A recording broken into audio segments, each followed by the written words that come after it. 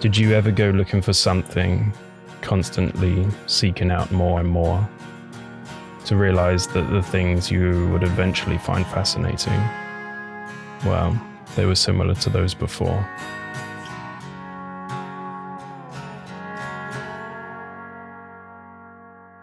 This is the tale of a couple in love with the idea of casting away to explore far-off lands. The sights they saw, the experiences they had, well, they were enough to fill more than one lifetime ahead of becoming a mum and a dad. 2 winters ago, Marsha and I rented a small stone apartment in the mountains to celebrate our last Christmas as just the 2 of us. Tucked away amongst ancient land, we took things slow. I would go running before the sun rose, enjoying the cold rushes of air with each breath. By now, we had been traveling together for a whole 8 years. 8 summers, 8 winters. By now, the leaves have already fallen. I can see the mountain through the bare forest. We'll have to return again, and hopefully, it will be soon.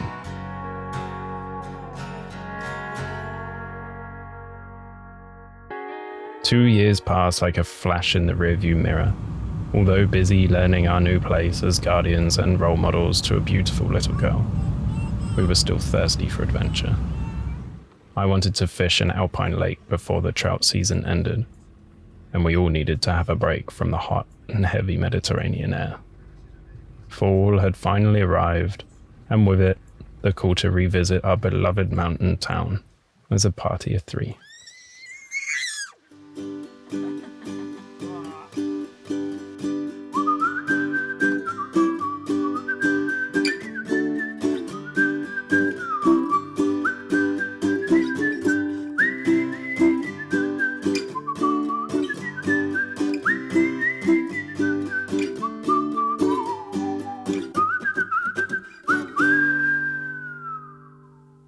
One of the pleasures that came with parenthood is enjoying the simple things once again.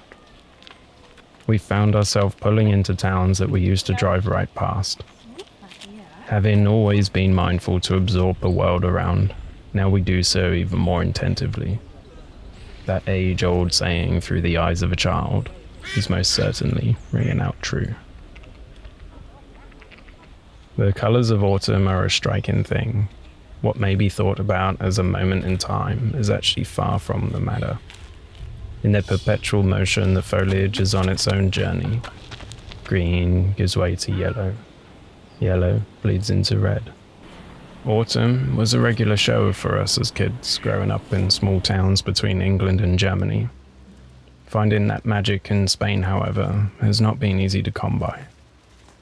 It may seem out of place to those who don't spend much time here out of season, but century-old traditions are still alive as much today as they ever have been.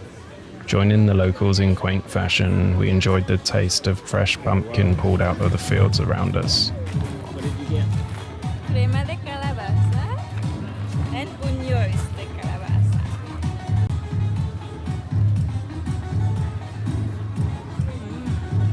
Oh wow. They good? Nice and fresh too. Pumpkin spice or just pumpkin?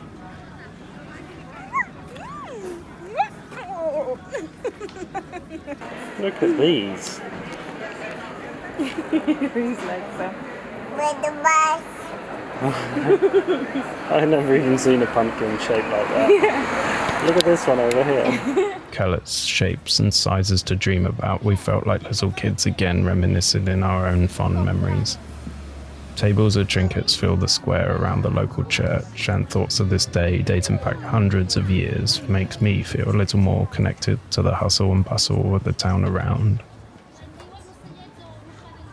But the call to depart beckons. It's time to put our trust in the Volkswagen to carry us safely up the mountain.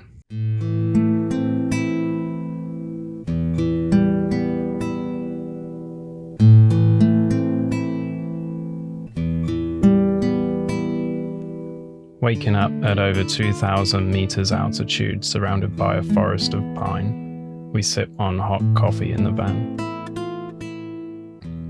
Wrapped up in our sleeping bags until the first rays of sun peek over that horizon, we stare at the window and soak in silence. From this high up, the valley below looks like a watercolour masterpiece. A towering ridgeline marks the boundary between mainland Spain and the Pyrenees Mountains. Some kilometres above this temporary camping spot of ours, an alpine lake rests on the Spanish side of the border. The trails we will walk on are ancient. Traders have been crossing these high passes for centuries. You think you're up for carrying Eloise up the slope? Breakfast today is a hearty mouthful of refried beans and rice, packing enough energy for the day ahead.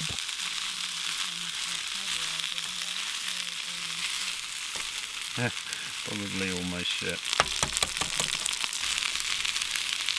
No, we're gonna go lightweight. I'll just take one camera, one lens.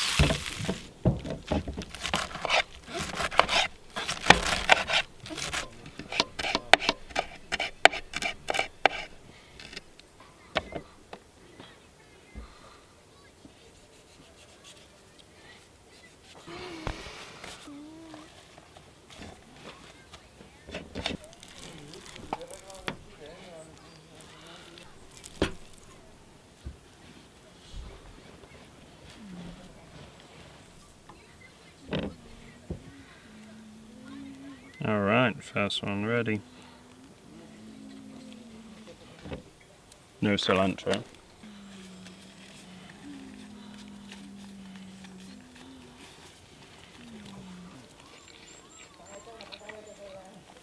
They're really good. Fresh scent of pine hangs in the air. We're now far into alpine territory. It's weathered and rugged. In a month or two, these trails will certainly be buried in a blanket of beautiful white snow. Having been through one of the driest summers in history, drought has wrecked the majority of rivers, lakes and reservoirs of this country. Catching the first glimpses of the water we have come for, I'm relieved to see the lake's belly full, trout surfacing along its banks. The excitement builds as I tie on a wet fly, one recommended to me for these still waters. Though the fish will be careful today, there isn't a breath of wind or anything else creating a disturbance. The presentation must be delicate. The pressure is on as I tease a size 12 over the rocks. Time passes.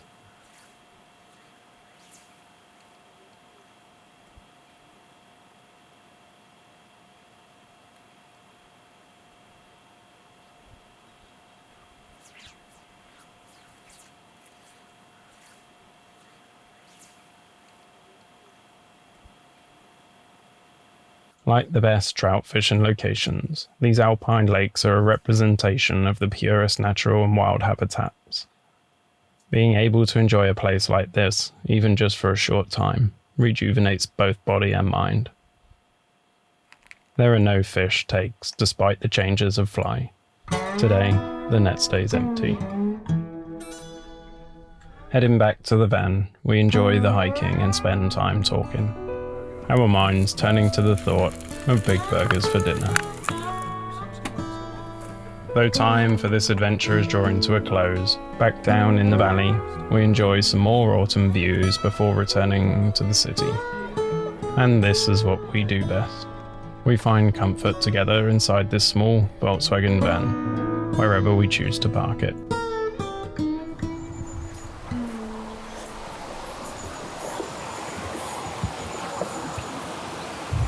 Alright, so I've wanted to do a video about the Omnia stovetop oven for quite some time now.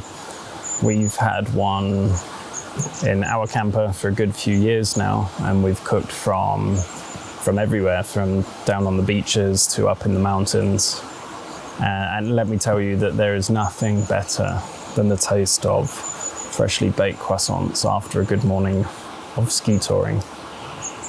Anyway, we're sat down by the river here. It's autumn, and I'm going to run you through this little recipe that I know of that we can do inside one of these, and that's for pumpkin spiced muffins. I'll probably do an unboxing video about what comes in the Omnia kit at another time. I just wanted to keep this one short and sweet. And it uses the Omnia muffin cup holder, the silicone-based one.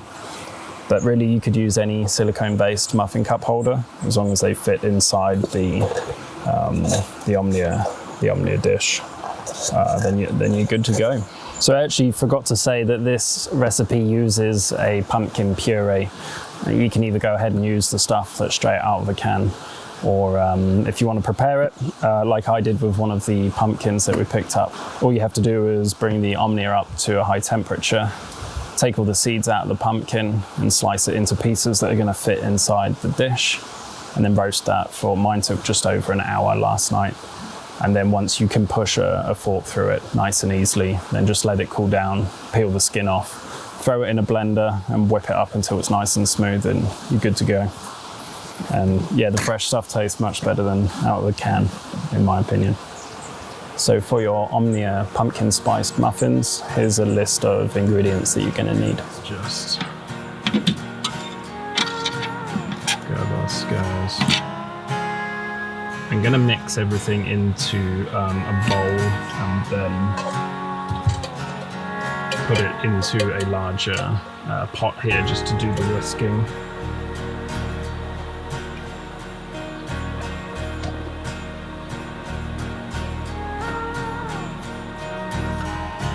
God, look at the colour on that.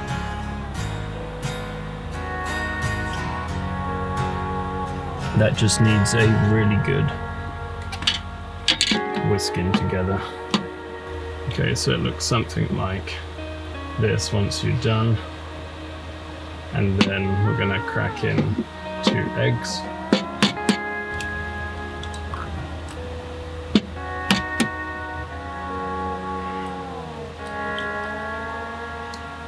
Gonna whisk to combine those into the honey and oil.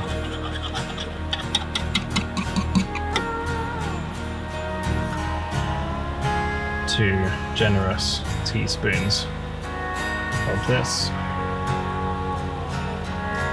So you can either add in one of these small tubes if you find them, or the recipe just requires a teaspoon of that rock salt here. Bicarbonate of soda, we just need a teaspoon of that. As I said, I'm going to do this in a couple of different mixtures, so I'm just going to add all of that into this larger bowl.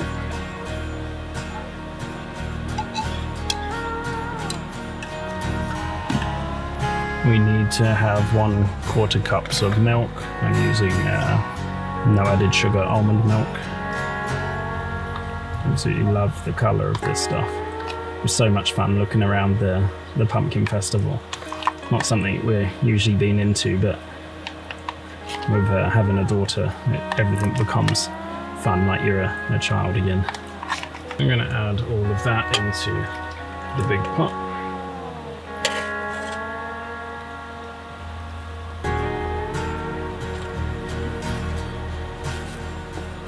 So that's 1 3/4 cups of integral flour going in. 1/3 cups of oats. It gives a really nice texture to the finished muffins, and one of my favourite little additions to this recipe. You combine everything into the big pot.